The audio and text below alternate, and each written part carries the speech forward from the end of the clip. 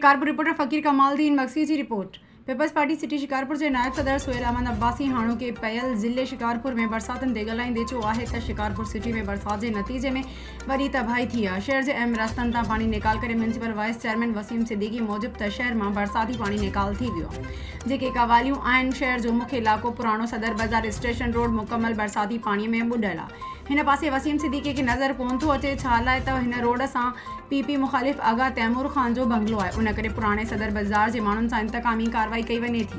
अस्सलाम वालेकुम। जीअं त पाकिस्तान पीपल पार्टी सिटी जो नायब सदर आहियां ऐं हमेशह आवाम असांखे वोट ॾिनो आहे। ही पीपल पार्टी जो गढ़ आहे जेको आहे सो ही मंगसी माला जेको आहे सो स्टेशन रोड आहे ऐं मेन रोड आहे त मुसाफ़िर ॿार बच्चा अचनि था। अॼु चौथो ॾींहुं थियो आहे बरसाति खे। ही तव्हां पाण ॾिसो रिकॉर्डिंग कई आहे जेको आहे सो आवाम खे अचण वञण में तकलीफ़ थिए थी वॾी। ऐं जॾहिं ही रोड ठहे पियो पेवर पए पियो त मां उन ठेकेदारनि खे अर्ज़ु कयो त बाबा ही रोड लाही में थो अचे, हीउ पाणी बीहंदो, ॿुधारा हिन में थोरो बेड विझी करे ऐं हिनखे लेवर करे जीअं नाली में वञे। मगर हिते नाल ऐं नाकारा ऐं उहे जेके ठेकेदार आहिनि ऐं ॿियो इंजीनियर बि माना उहो अटो ॾेई पड़े आया आहिनि।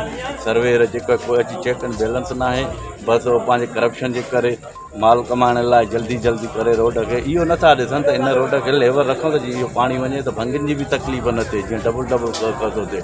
सॼे शहर में इहे ई पेवर ईअं था थियनि। हिकिड़ो ख़र्चु कयो ॿुधारा असां चऊं था चेक एंड बैलेंस ऐं सिंध गवर्नमेंट खे जॾहिं इहे रोड ठारायो पेवर ठारायो त इन लाइ को न को तरीक़ो कढो।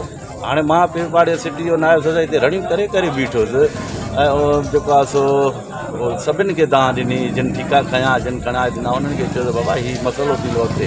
ऐं साॻियो ई उहो मसइलो आहे। अॼु चोथों ॾींहुं थियो आहे। असांजो 15 वार्ड जो काउंसलर बि हिन खे क़बूल नथो करे त बाबा इहा मुंहिंजी हद न आहे। असांजो दादा इरशाद अहमद आहे जेको चए थो त हीअ मुंहिंजी हद न आहे, बाक़ी हीअ कंहिंजी हद आहे? छा इंडिया जो ई शहर आहे?